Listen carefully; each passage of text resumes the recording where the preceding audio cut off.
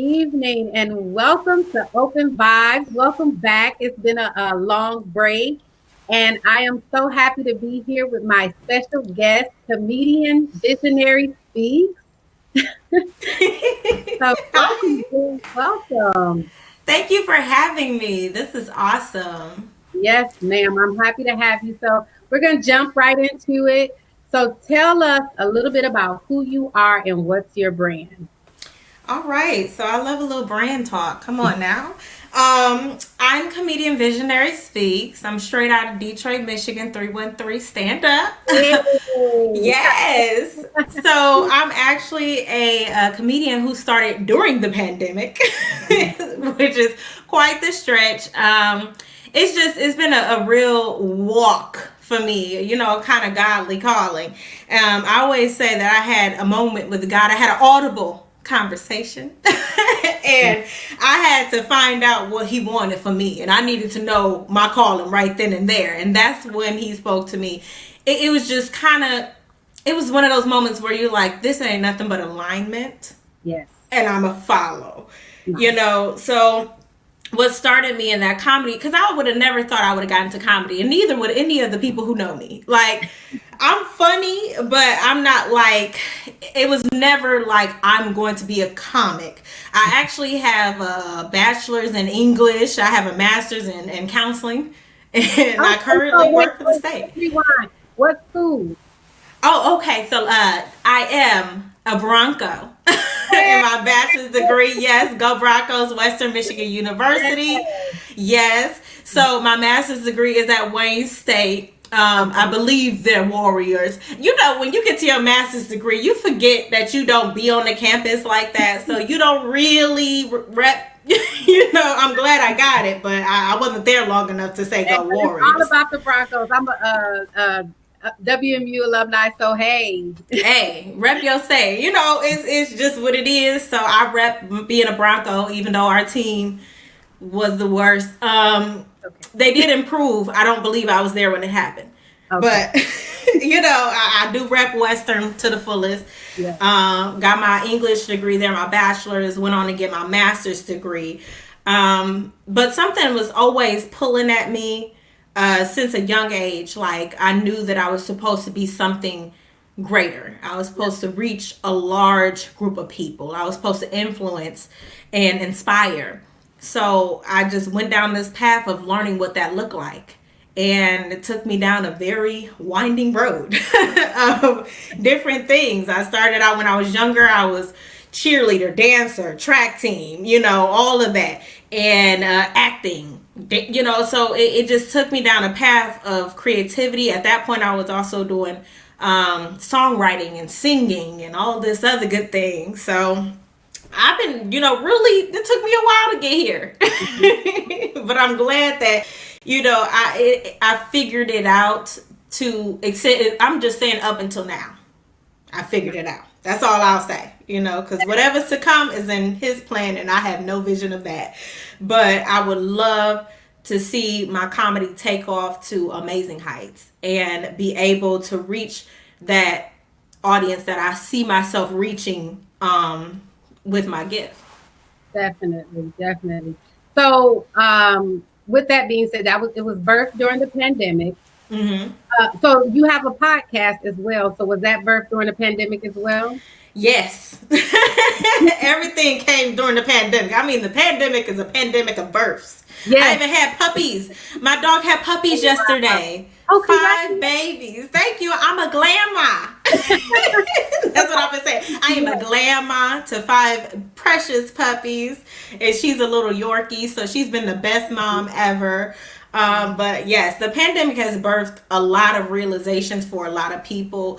And prior to actually finding my path in comedy, I was doing a kind of like a pandemic series with a friend of mine about mental health Okay. and just how to survive the quarantine and your mental health. And we would come on and talk about those feelings that you may have in those quiet spaces that you don't always want to tap into, but the quarantine made you tap into them because you had nothing to distract you from them. So we started out with that quarantine series, but 2020 Vision podcast came from the birth of just thinking about everything that's going on in the world today and putting a different perspective on that.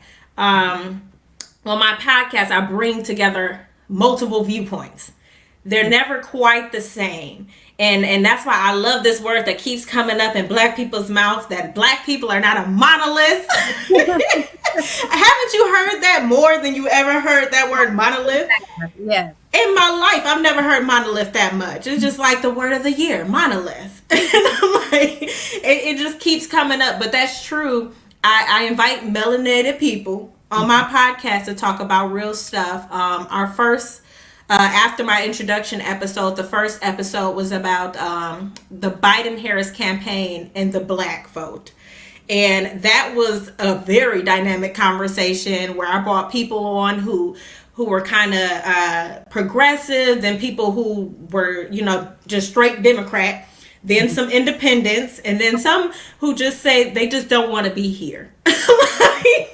I want to go back to Africa. Like I keep asking him what it is. He said like an expeditionist or, just to leave. People that actually want to move and, go to the islands and just have a very simple life, which that's fine. I think, different things are for different people.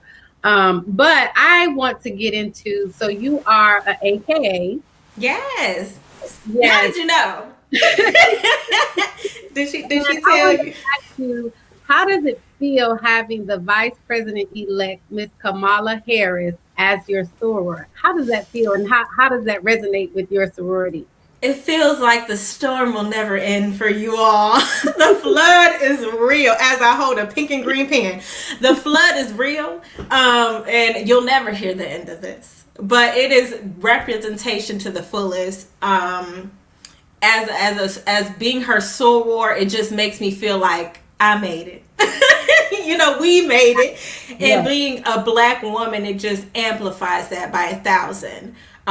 It's just the visibility of it all. It kind of makes it so home for me, because someone that I'm connected to, 3 shades off. Yes, it feels like that sisterhood is we are, and I've always thought this, and this is prior to, Kamala Harris was, having people like Coretta and, Maya Angelou and all these great people be a part of my sorority, and them paving the way was already good enough for me.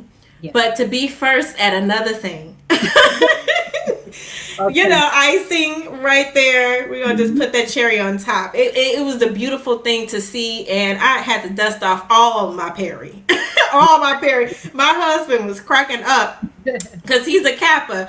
And here in Detroit, I was on Facebook and I'm like, okay, where the party at? Where we going? Are we partying on Belle Isle? Where we at? Like what's happening? We just won. I see parties in New York. I see parties in Atlanta. Where's our party? And there was none. But I was like, you know what? I'm going to just order some food.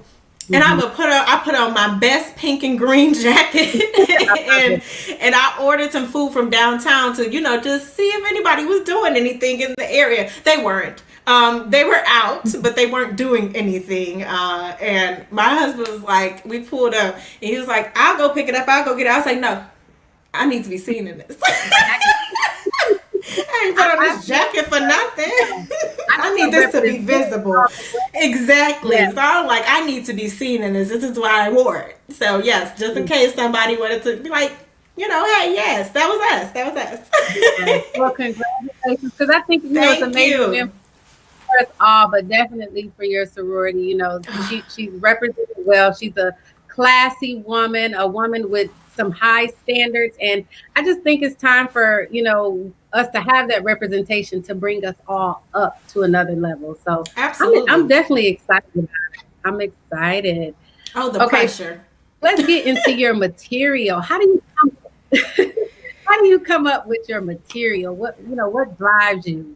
So I am a real talk person. I say my comedy comes from being a Def Jam comedy kid. So every time I would go home, my dad had these old Def Jam DVDs that we would watch. And we're talking about Chris Tucker, Martin Lawrence. You know, we're talking about all the good people, Melody Camacho, the people who used to come on back in the day that really didn't care. They said whatever they wanted. Bernie Mac was a part of that series of people.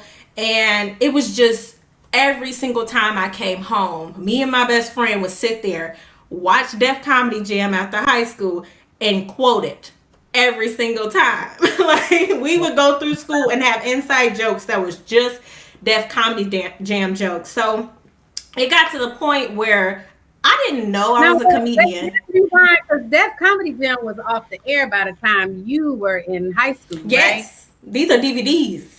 Okay. These are DVDs. Now, I got to experience them live. How about that? Or the night they aired. So, oh my God. Like, I got Comic View though. I did have Comic View.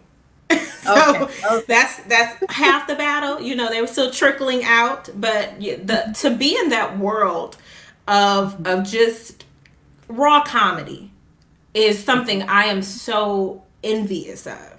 You know, we're in such a politicized environment where it's so socially sensitive, and it is just like, I'm aware of why it needs to be that way. I'm aware that there are a lot of people who did not have a voice and are now being visible, and their plight is becoming known, and that's very responsible and that's necessary. But it's a point we teeter that gets too sensitive. Like, it's like nothing you can say that won't anger some group or person. And it's so frustrating, especially for a comic, to have to teeter that line. And the way I do my comedy is homegirl style. So I'm like your best friend. I am like your TT. I am like, what are you doing? You know, like that comedy. I am that person who will sit there. I think my first comedy skit was talking about how people are out in the community. And the first thing I said is like, Merry Christmas, Happy Birthday, Happy Halloween, Happy Thanksgiving, and all the holidays you can think of, because the way y'all out in the community, we ain't never gonna be out again. Let's celebrate everything now. Let's just say that it happened, because everybody is doing whatever they want, and it just went on like just calling people out for being out of community. Like, is the chicken wings really that important that you got to put grandma at risk? Like, come on, y'all don't all have to be at cookouts right now. But it was just that realism that that's how it was, you know. And my second one was about how people don't know how to wear a mask properly. So, and it was called That Ain't Gonna Save You. So I try to just be in the moment and say exactly how I feel, unfiltered, as the people that I've come behind, like Dave Chappelle, and like all those characters who really lived authentically, and didn't care if it made you feel, you know, a little uncomfortable. You know, I don't want to offend nobody, but I don't want you to feel like I have to do what you want me to do or say what you want me to say. You know, because with the comic and that level of sensitivity, it kind of somewhat stifles your level of creativity. Absolutely. So, you know, I think when it comes to comedy, people should be a little bit more lighthearted with it and know that this isn't really intended to offend or hurt you, but really just to poke a little fun at, because I think every group, no matter who you are, we are going to get the bow and arrow gonna hit us one day from the comics, and we just have to accept it and kind of laugh at ourselves a little, not take it so, you know, heavy. Seriously. Yeah, just let this is equal opportunity jokes here. Okay. You know, I'll come at you, I'll come at him, her, she, I'll come at everybody that I want to come at. I'm like, as my job, currently I work with people with disabilities. And there's a skillful way to teeter the line of talking about anybody that you come across. The problem is some people aren't funny. That's period. And I think sometimes it's the place it's coming from. Is it coming from fun, or is it coming from ill intent? So I think the intentions behind it, yes. And you can hear it in people's voice. when it's not coming from a safe space. The key. That's the key. Okay, so somebody starting in this industry, what are some things that they need to know and understand? Well, being a rookie myself, I'll never be, fully experted in until I get to that point. But this is what I've learned. I switch roles. I came from a world that's more of your stereotypical, you graduated college, go ahead, get that good state job, girl, make the money, and stay on that path, and it's so safe. But what that taught me was business structure. And going into comedy, I found that when I started asking business like questions in a comedy environment, I got very cynical responses. And it kind of got to me a little bit where it's like, y'all don't know y'all in the business, do you? And it's crazy because if you think about it like this, from what I've been seeing, because at first I was a fan of comedy. And I just watched from afar, and I was a patron of comedy. I paid whenever my husband, we had birthdays, Valentine's Day. Women are the most people who buy tickets to comedy shows.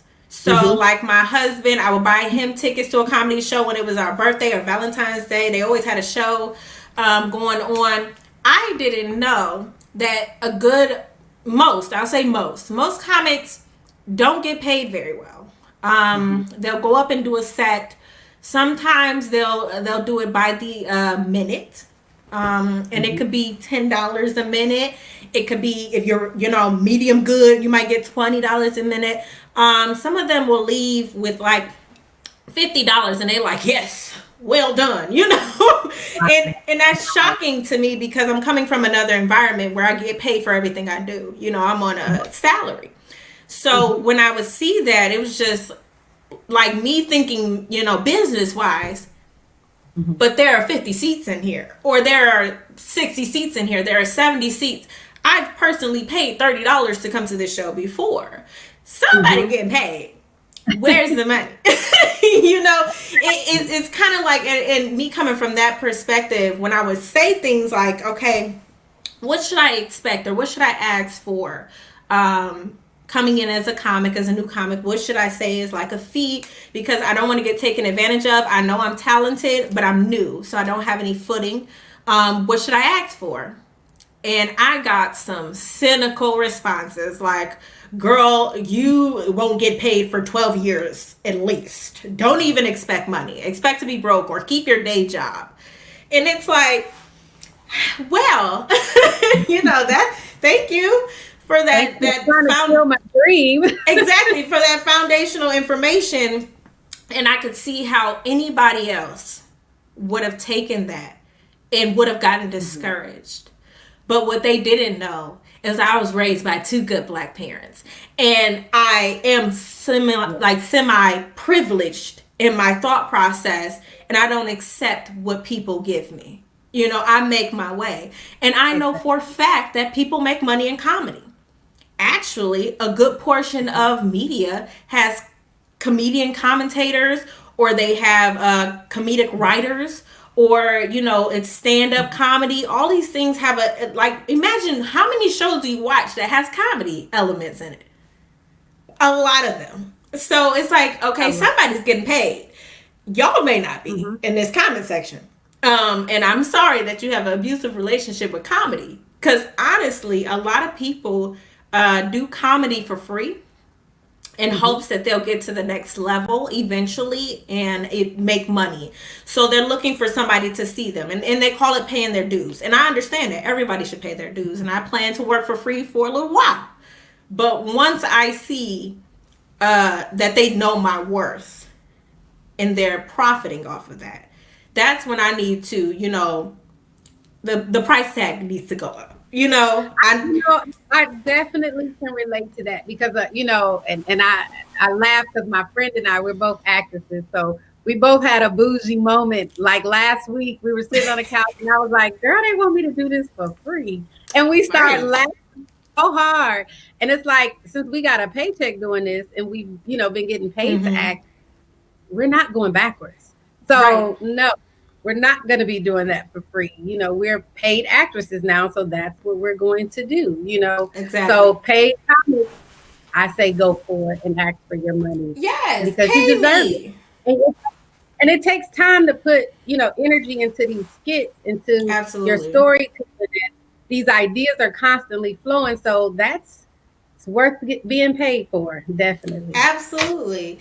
Like it's a part of actually another part of my actual prophecy that God has given me for my life and my purpose is to start a movement, which I've started. It's small scale, but it's called I Am the Fear. I Am the Fear movement.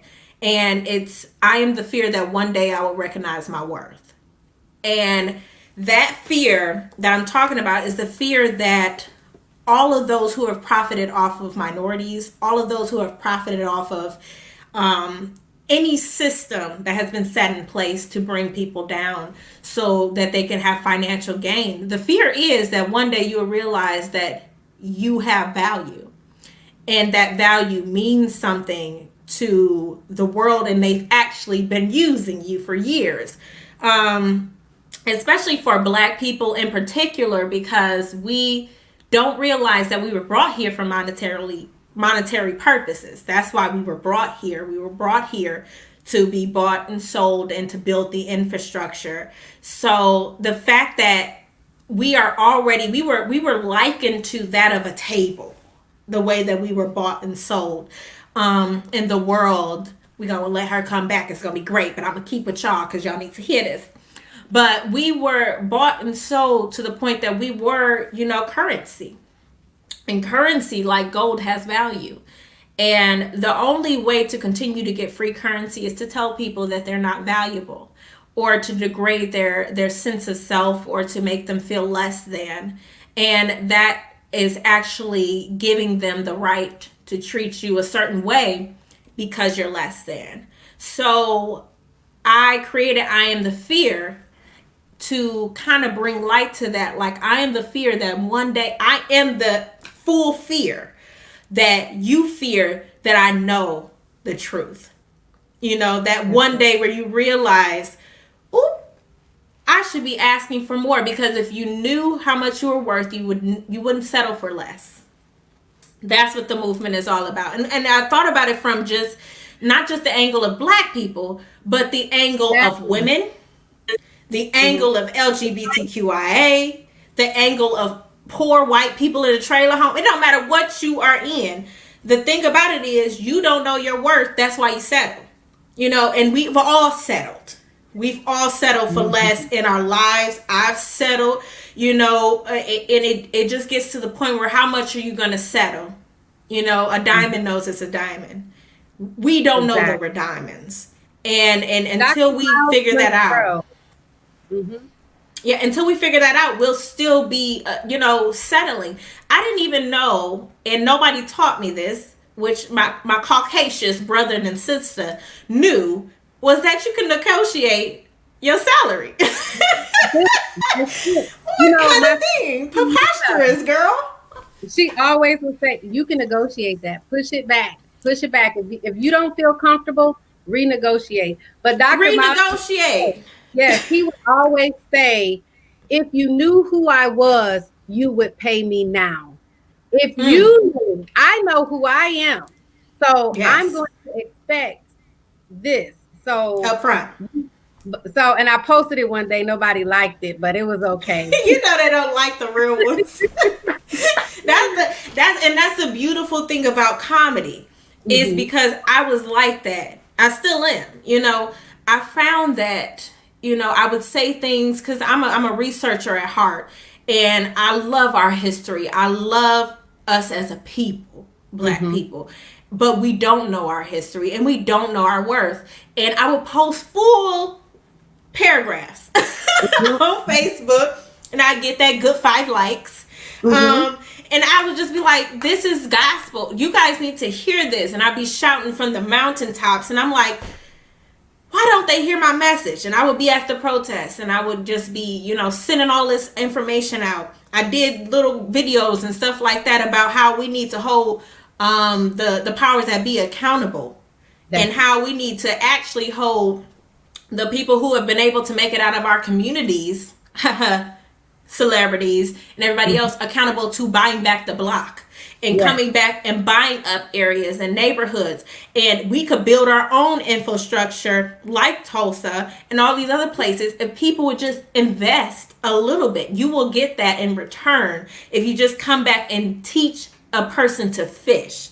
Open up rec centers. Teach these people in the hood, instead of complaining about how they're killing and dealing and all this other stuff in the neighborhood, give them another option. Make sure that the car that's driving down the block is not the sweetest car in the block, is not the drug dealer car. Make sure that that's the doctor's car, or all these other things that you could do instead of complaining. And I've done videos like that, and they get that good 10 likes, and, and then they move on. And then I saw 846. Which was right before I became, I got the purposeful, message from God that this is what it is.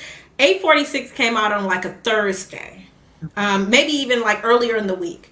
I watched it and I saw this man combine his activism with his charged up mentality, with his education and history, with comedy.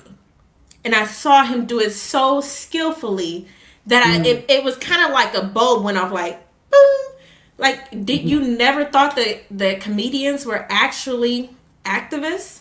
You never thought Richard Pryor and all these people who sat up there and spoke the truth weren't actually radicalists?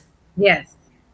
And I'm like, I never thought of it like that, because I've always had this mentality of like, I want to teach people. I want people to grow. I want to build our people up. I want to be a visionary, which is a creative leader of people. And I always said, I don't want to be that. That's who I am.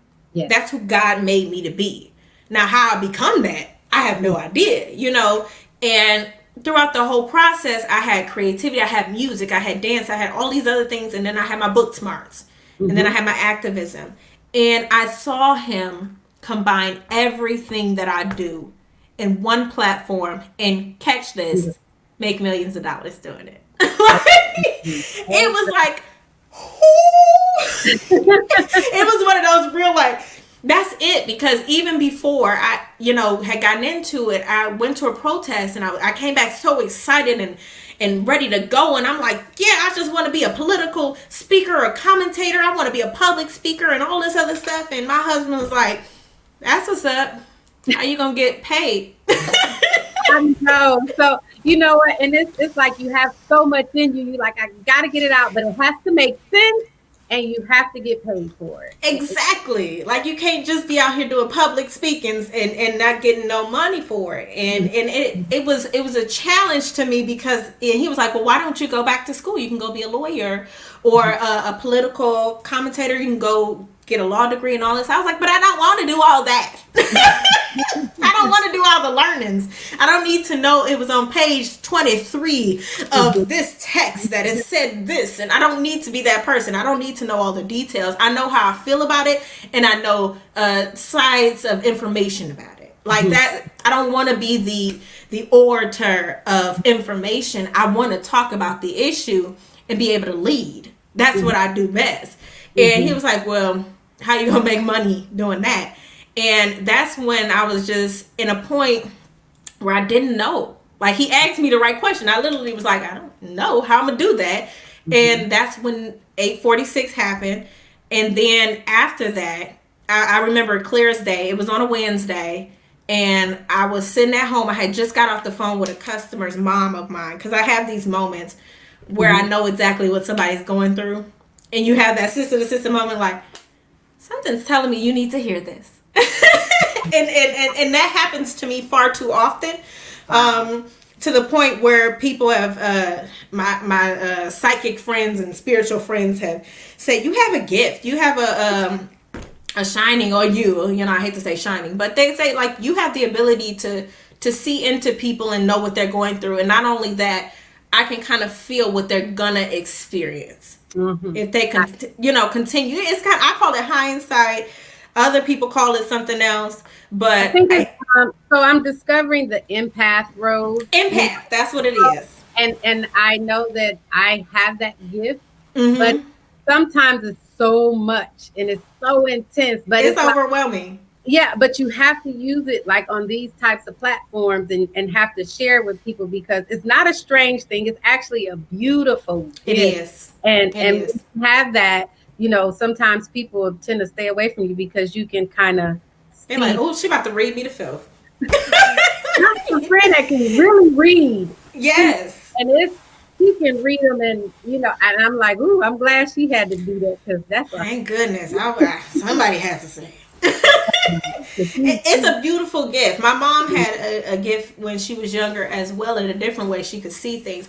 And I have that a little bit to where I can see myself being in a certain position. So I've had visions where I walk down the street, I'll be walking my dog, and I could just see myself on a stage and I'm talking to people. yes. Or I'll be taking a shower and I'm answering interview questions for no reason. Like, just That's real. Karen. It's just like preparation. Just like I can feel it. And I used to go into my and I think I'm working at home now, but I used to go into my job, and as I was walking to work, I said, "Thank you, Lord, for this job, and thank you, Lord, for it being temporary." Yes. Because I knew that this isn't where I'm ending. I thank God for what I have. Mm-hmm. But I knew that He planted something in me so long ago to be greater. And I have no other way to be but that. But let me tell you this. When you have a purpose and you know it, mm-hmm. Oh, that is the largest burden. There ain't no weight that is bigger than that, honey. Because just carrying that around and not being doing that or doing that in the way that you said I was supposed to can be very bothersome. Yes.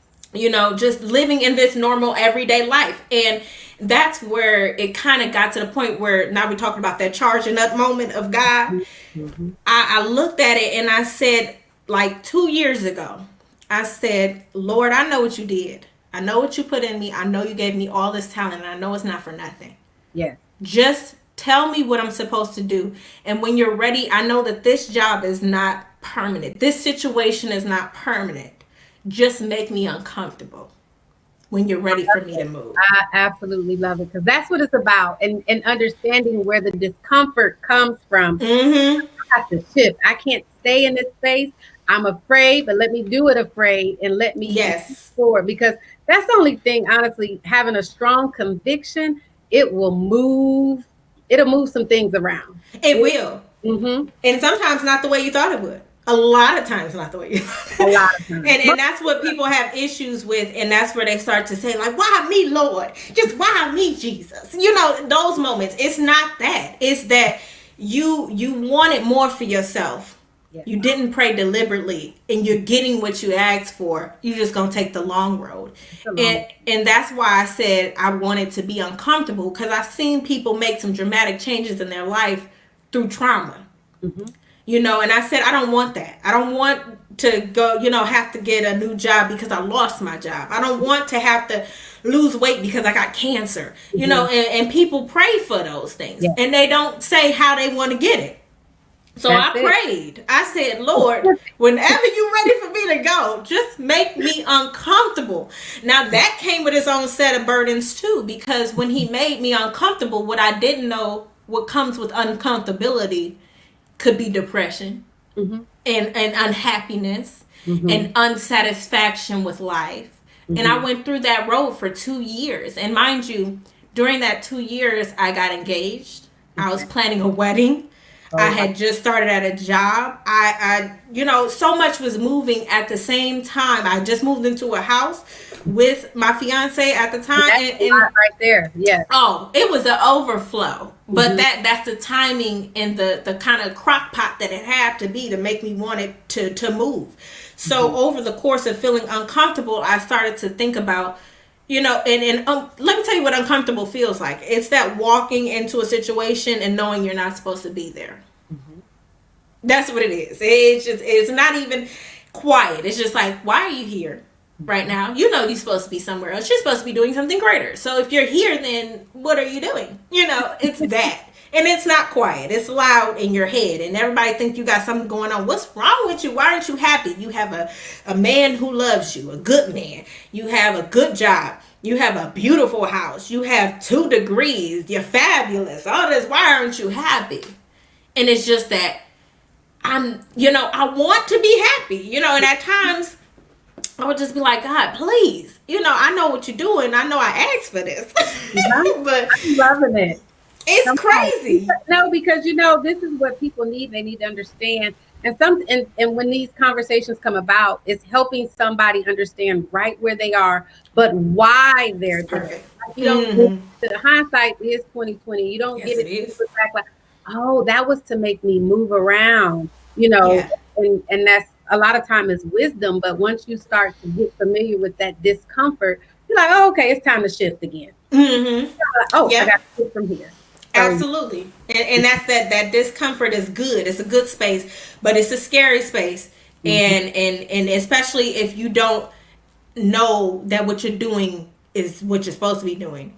And the beauty of it is I've been able to have kind of that message, that sign, that confirmation throughout the times when I needed it most, where I felt like I don't know what I'm doing. Am I doing what am I moving along the path that you set for me? Please tell me, and then I'll get a confirmation. Yeah. And they'll come from anywhere, honey. I got so many confirmations off of fortune cookies you will not believe. Every fortune cookie, I be praying over my fortune cookies like, Jesus, this is the one. Whatever message you have for me, Lord, let it crack through this barrier, Jesus. Let this paper read your words. Like, it has been that. And I keep them. I keep my fortune cookies. Oh, wow. And I have them.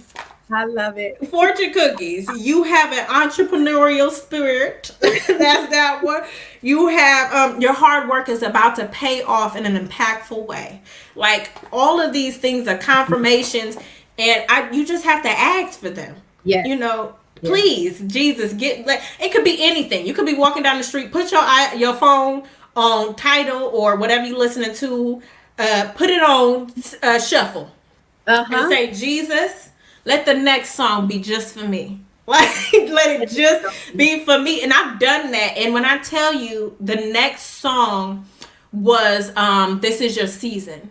For Grace. And it was followed by Won't He Do It? Yes. And I wasn't even listening to a gospel playlist. It was just a shuffle of anything that could have came on. Yeah. The next song was the Dixie Chicks, but that don't matter. I prayed over the first 2 and it worked out. But yeah, you can prophesize your own path as long as you trust the driver. That's it. That's the key. And even this morning I was having a moment like that, and I was like, about 3 months ago, I was walking. I was on my morning walk, and the Holy Spirit said, hey, I got you. I have never failed you. And it was like in that instant, my faith elevated to a new level. This morning, I was, having a little moment in my feelings. And we got those. Didn't I tell you I got you? And it was just like, ooh. And that word from 3 months ago came. Yes. The same feeling, that same coverage. Ooh, I said, okay, Lord, thank you. Yes. It's that song in your head that, that song you can't stop hearing. Yeah. And it's a beautiful feeling because you know that whatever you're doing is not your choice. Yes. And it's ordained. And I love the feeling once I relinquished myself. I was able to feel slightly relieved. It's not going to give you full relief because we're human and we like to be in control. Yeah. But I was able to, in moments where I had no control over the outcome, like my career, I have no control over the outcome. It's loosely based on, getting people to like me and follow me and want to be around. And I'm like, I hate it here. Because I hate social media. And it's not because I don't like to scroll through social media. I was never the type of person who needed followers. Honestly, doing Open Vibes, and probably the same for you with your podcast, it was hard for me to go live. Like, it was like, in some days when I'm going live, I still get like, I'm going live, so, but it's an amazing thing. Once you do and you leap and you're doing what God tell you to do, Yeah. you know it's right. Oh And you yeah. have what you speak. If you speak those things, it will manifest for you. Manifest destiny is real. Yes, it is. Yes. You just don't know when it's gonna happen, and that Mhm. that in between space is the kicker. With that, and so what I tell people with that is, you know, success can be determined and failure can be determined. Mm-hmm. And it can be determined by your actions. What are you Right. putting forth? What are you giving out to the world, to people? How do you make people feel? Mm-hmm. Are you bringing bad vibes or good energy? You Oh know, yeah. It it's, all gives it back to you. That's yes, what it is. definitely. Okay, so let's get back to you. Some of your favorite comics. Let's talk about that. Who has influenced what you do? Well, of course, I brought him up a couple times. I love Dave Chappelle. I love Richard Pryor. I love Bernie Mac, and even in Wanda Sykes. Okay. And even in that space of, and some new people, I actually like Jess Hilarious. A lot of people don't. I do like her. I think she's funny. She got her moments. I like her.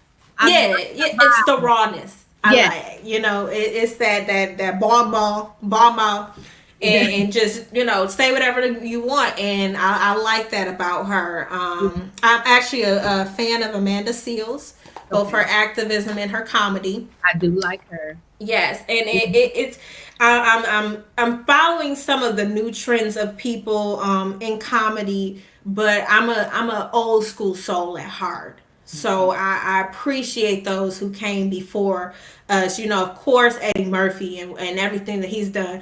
Some of my most quotable moments was Chris Tucker's earlier comedy, not the new Chris Tucker. No, the skinny Chris Tucker, the one who get on stage like, I'm pissed off, man. That Chris Tucker, I loved him, and it just, I like the authenticity that they brought to comedy, and the fact that they could leave it on the stage. Yes. Say whatever you want and just leave it on the stage.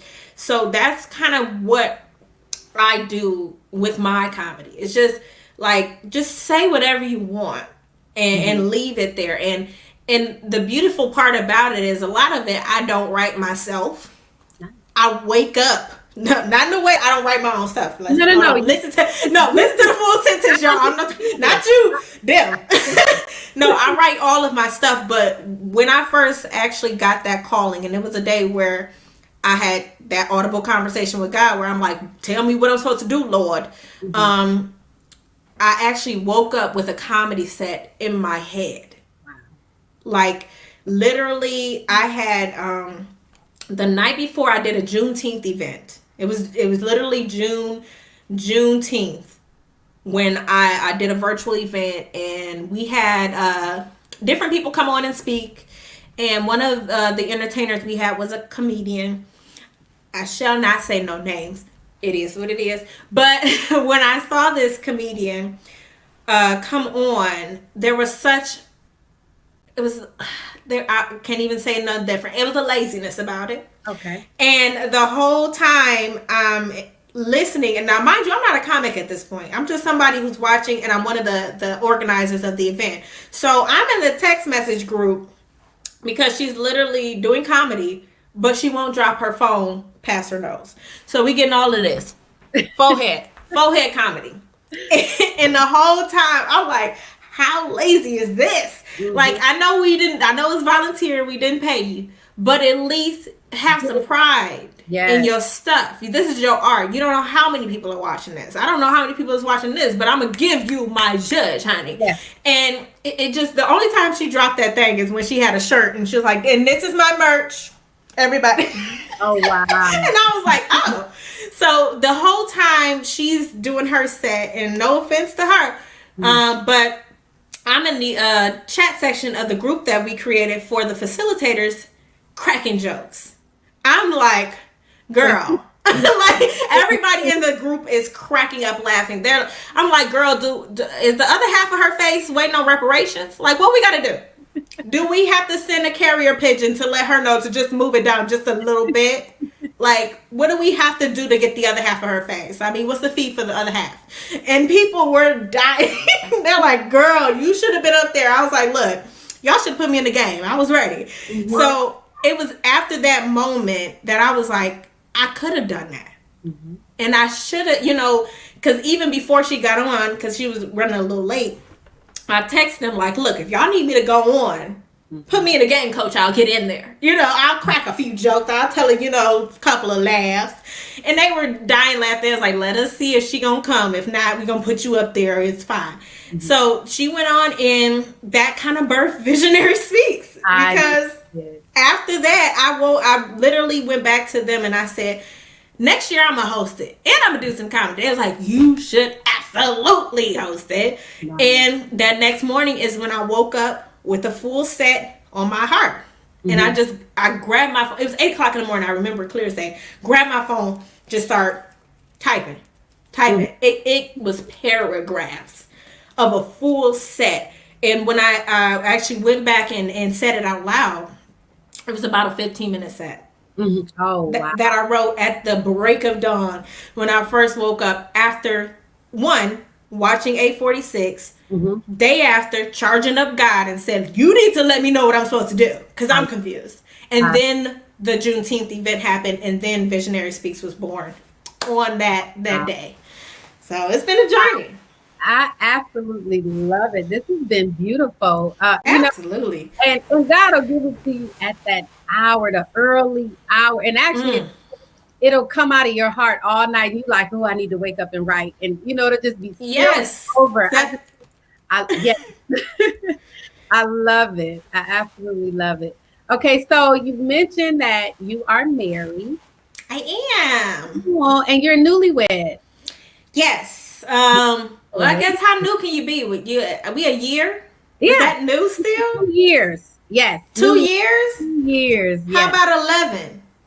Because we've been married for 1, but we've been together for 11 years. So you're still newlywed. Enjoy it. Yeah. Oh no, girl. When you've been together for 11 years, whatever newly or wed could have happened to you. Like we were at the point that we got married, which was beautiful synchrony. God is just good to me, and my alignment that he places in my, oh God, I say I'm a spoiled brat. Like the way that God has been in my life, I don't deserve it at all. I'm very entitled, but the way that he aligned me, and it's a funny story. My husband, I was in college when I met my husband. He's about 5 years older than me. But I went to a party that my friend, she said the Kappas was having a party. I was like, ooh, okay. And I was home for Christmas break. And I was like, okay, they having a law party. Come to find out, it wasn't a Kappa party. He was just a Kappa who threw a party. And oh, wow. That's different. But you hear Kappas having a party, the Kappas is having a party. So she invites me. She doesn't go to my school. She goes to another school. She went to Central. Boo. But he was having a party with his cousin. His cousin was graduating. It was his birthday. I was 19 at the time. Met him. Didn't even meet him really. I saw him. I thought he was cute. Went on about my business because I ain't the one to just, at that point in my life, I wasn't the one to approach. Randomly to the same party, my best friend walks in. Didn't even know she was coming. Came in her Red Lobster uniform. I'm like, girl, what you doing here? She's like, what you doing here? She was like, this is my boyfriend's cousin's party. I'm like, oh, okay, cool. And I told her, I was like, I think he's cute. And she was like, ooh, that's my boyfriend's cousin. I was like, oh. She's like, I'll introduce you. So she introduced me to him, and the rest is history. But little beknownst to me, when I was planning my wedding, I picked the date 10/19/19. I like the alliteration of it, honestly. It was just something I knew I would remember, and it was a landmark day. And as I was filling out my wedding registry, it asked me how I met my husband. And I was like, well, I know it was around his birthday. His birthday is December 15th. I could have met him it was a Saturday. I think it was a Saturday after his birthday. And so I asked him, I'm like, do you remember what day I met you? All these years ago? And he was like, no. So I knew his cousin was graduating that same year. And of course he remembered. He was like, oh, that was on the 19th. So it was 12/19 of 2009 when I met him. Okay. And I was 19 years old at the time. Oh, wow. We got married 10 years, basically 10 years to the day that I met him. Wow. And it was 10/19/19. I was like, huh, synchrony, Lord Jesus.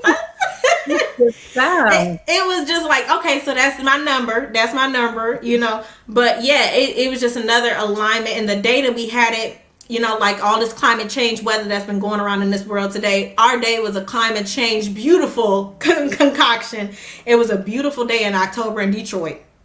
Now y'all should know, Detroit, it could be all weathers. You could go through the morning, it could be snowing in the afternoon, it could be something else. But it was beautiful all day, sunny. Like our wedding day went without any, like it was just the perfect, I envisioned it. Honestly, I saw it before I had it. And it was an African royalty wedding. Oh, nice. Wow. Well, congratulations. Thank you. We love it. Yes. We still going, girl. Quarantine didn't stop us yet. That's it. But you know, when you're married at this point in quarantine, it's day by day. You just want to make it. Just want to make it day by day. All the married people out there, y'all know what I'm talking about. You know, you just day by day. You know. I know mine just kept coming through here. Like I'm like, Oh, I'm just- live. You just keep coming through. It's like, so you ain't know this is happening. Just this. It's fine. It's fine. It's fine. It's all right. I'm just I'm holding this. Oh yeah. He's been very supportive as far as not being in the way when I do these things. He'll give me that little, here she go again, but he won't be in the way, you know, when I'm doing my shows and all this other stuff. I know you know when this all first started that the family was like, we gotta be quiet. Like, I gotta be quiet. Yes, I'm actually working on a she shed outside of our garage, and we never planned on finishing that space, but we have I think it's a mother-in-law suite on top of our garage, and it's actually the size of a 2-car garage. And I started to actually, my dad came and painted, they put up some walls, and I painted it pink and green. When I tell you it's an AKA's dream, you didn't even have to ask, girl. The walls is like pink at the top and green at the bottom. It's gonna be, I'm gonna have all my paddles in there and everything that I can't put up in this house. You know, all my AKA stuff is shoved somewhere in the back of my closet. Oh, it's about to explode in the she shed. I'm telling you, I can't wait. I love it. I hope it's the space you've always dreamed of. I'm hoping so. Okay, so question, real question. What problem in this world do you want to solve? Problem in this world. There's so many. But I think the main problem that I have is the myth of Black worth. Is what, if I could just magical wand it would be the myth of Black worth, because we've been so conditioned and trained and thought to be less than all these years when we were worth more than gold. Yes, for years. Like if you think about the enterprise of our bodies in music, in sports, in clothing, and anything cultural, it is crossed cultural. You know, it's cross generations. It really has been bought and sold more than we could ever. And I just wish that we got credit for that. Yeah. You know, for just being as boss as we are. And you know, everybody, and everybody knows it. It's not a hidden joke. You know, it's not an undercover thing. You know, what I loved about Get Out and Jordan Peele is he told that story. Yes, he did. Like, they know we are the S. I won't say it on here, but they know we are the stuff. And they've been profiting off of that stuff for years. But the biggest magic trick they've ever taught us was that we weren't worth it. And that we weren't anything. And that was the biggest lie they've ever told, is that, look at this election. Look at what Black people did, particularly Black women. You know, we did that. So it's just like we did that. Like, it's no way that he would have made it without us. And to take that and to know it. And I love the conversation of demanding your worth and putting some gumption behind your vote. They did it a little too late, honestly. They should have had that conversation before the candidacy even came up so that we could have our own candidate. That's what we should have had. We just kind of had to, we were trying to charge people up a little late. They was like, look, we're going to withhold the vote. It's like, but the house is burning. How you going to withhold your, okay, you withhold your vote and we going to burn this thing to the ground. Like, it just wasn't the year to do it, or at least it was too late in the game to do it. Now, next 4 years, we have an opportunity to, if you don't like how things are going, because in reality, we have a very good chance of going back to normal. And normal has never been good for Black people. Never. So we need to put a plan to change the normal and have somebody represent us. And we would like to say that Kamala Harris represents us. But, you know, it's so many voices of us that say that she doesn't represent everybody. You know, and I love my soror. I actually think she's a good mixture of everybody. I think so, but I think that she doesn't have the Obama guys. Obama was like that. Oh, look at this perfect man. You know, where did he come from? Who is he? You know, it was just like, where did they find this Black man with no background or history? You know, he was the guys, and then he didn't do anything wrong. Like he went through that. He scandal free. Let's say that. And it just made it. I don't even know where he came from. I don't even know. Like, I don't understand how that worked. Like, the whole time we was just like, ooh, he about to embarrass us somehow. Ooh, the worst thing he did was walk out in some khakis or something. That's the worst thing he did. Oh, the tan suit. Yes, the doggone tan suit. Like, that was one of the worst things they ever did. So it was like, she is so much pressure, and I hate it. Because it's a pressure to be perfect. And like I had posted one day, like, I don't want, you know, why do we have to go high when they go low? I said, I just don't want to go at all. I don't want to have to go high. I don't want to have to go low. I don't want to have to be what you expect me to be. I shouldn't have to rise above because you're not nothing. That's it. You know, and that I shouldn't have to, that Black people have always had to be the bigger person. And we've always had to look the other way. And we've always had to do these things because we didn't want to die.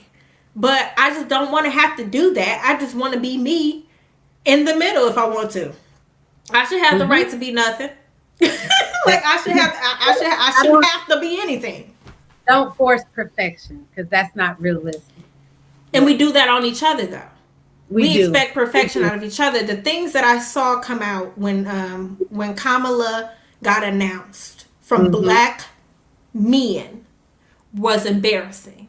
Yeah. Just the fact that they brought up everything she possibly could have did in the past, her, you know, history as a attorney, district. It was just like, how many white men took that position and did way worse? You know, and what about the things that she did right? You know, you won't get 100% from anybody. But it was just the rabbit hole of negativity that I couldn't take. It was a rabbit hole for me, you know, because it was just like, why are you pointing out her dirty draws on a Wednesday? But you let all these hundreds of white men fart in this seat for years, but she can't sit in this thing without y'all coming out the woodwork like, but wait a minute, she ain't really Black though. She did. And I'm like, where did y'all come from? Yeah. You never had a political idea in your life.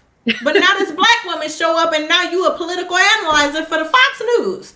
Like, I didn't get it, but it's just, I was embarrassed by the pressure that she must have to be the first one, but to be a representation of all who come after her.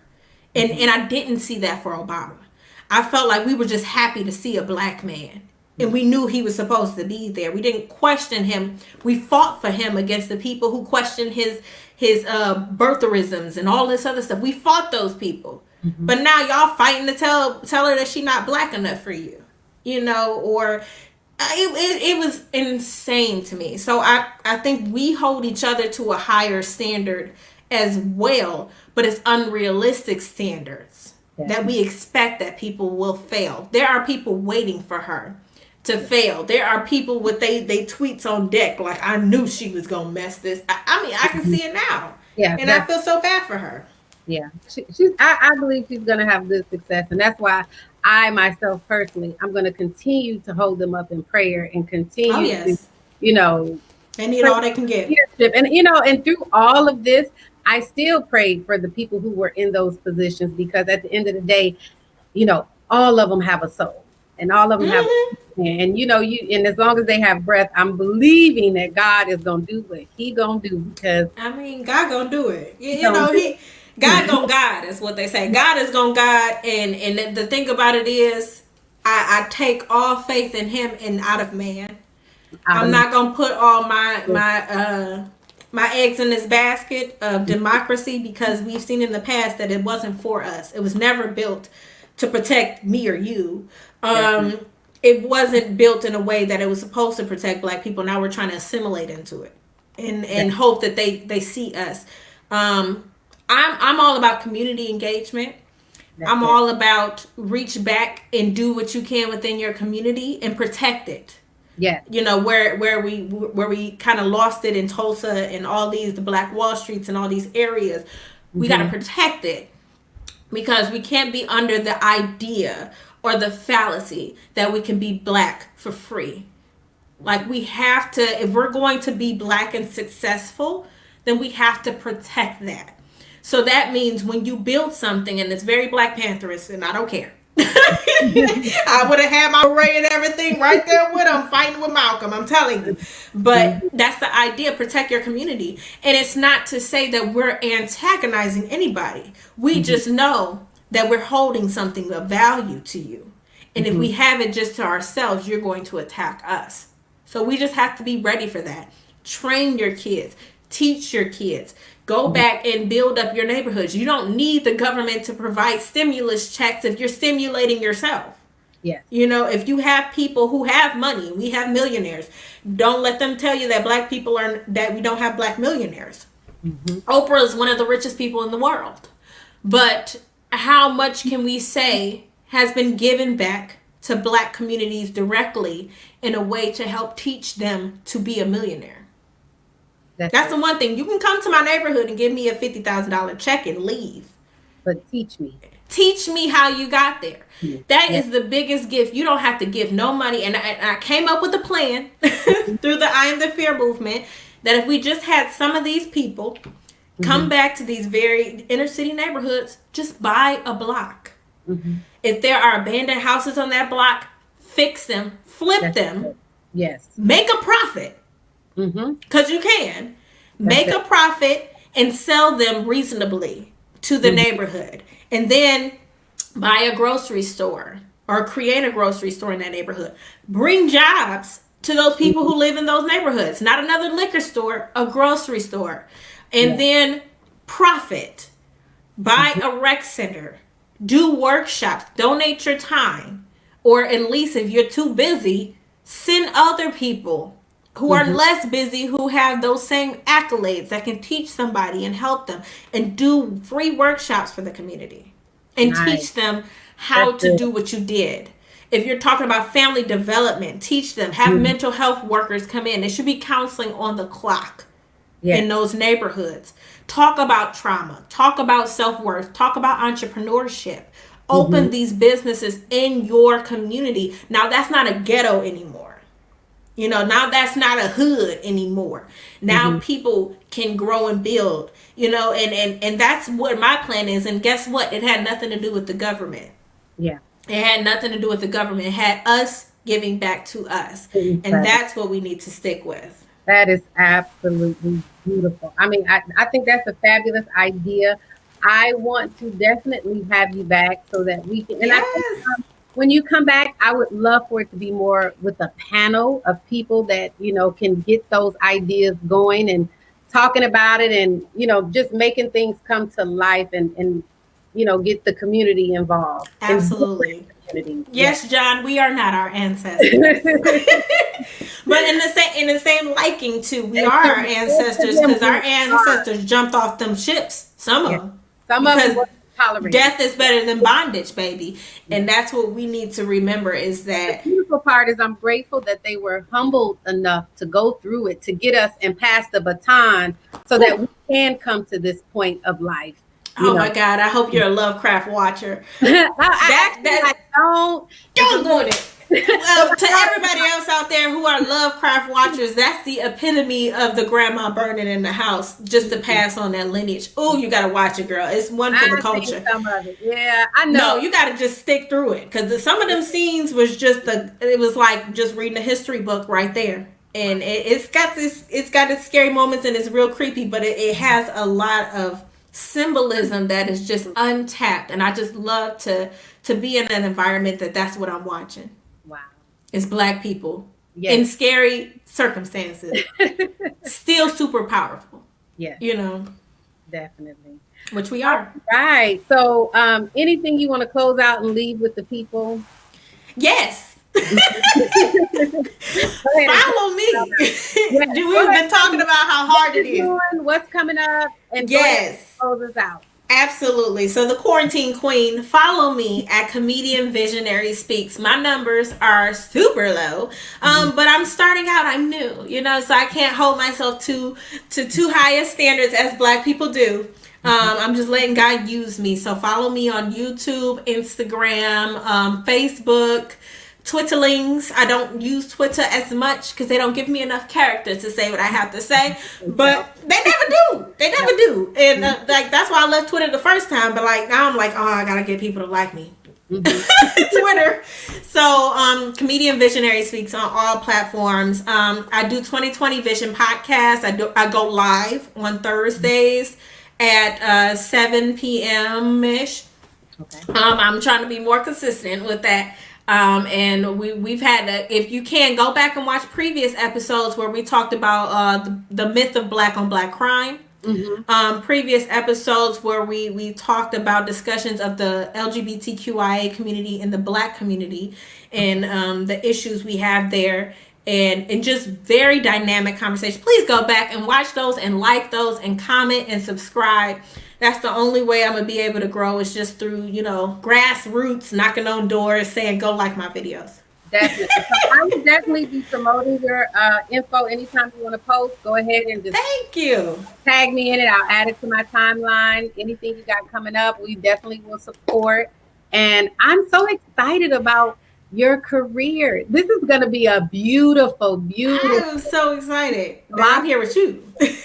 Hey, same here. You have really, you've encouraged me today. You spoke today so powerfully, and I appreciate your time. I appreciate you having me. I just let God use me. That's all it is. I do. Now, before y'all come to my page, just know I'm not a clean comic. I'm not a dirty comic, but I'm not clean because I tell it how it is. But you will enjoy yourself. You will laugh. But just because I've been talking about godly and Christians come in all shapes and forms, we are not a monolith. This is no judgment ever. Yes. Black people are not a monolith. So yes, I have clean comedy. I have non-clean. But yes, please, and I can't wait to get out here. Actually, get out in the community and do shows. I'm gonna be safe because my husband says I have to be because we live together. Yeah. We have to use wisdom. Yes, we have to, be, if you're the one person in the room with a mask on, go because I'm usually that person. I don't want to be in my house all the time, but I also don't want to be, with the Rona. So I'm usually the one that's eating under the mask like this. You always got that one person in the picture in the back I love it. All right, we will definitely have you back. That's Comedian Visionary Speaks. You guys go bless her on her page. Please. Thank you so much. Bye. Bye.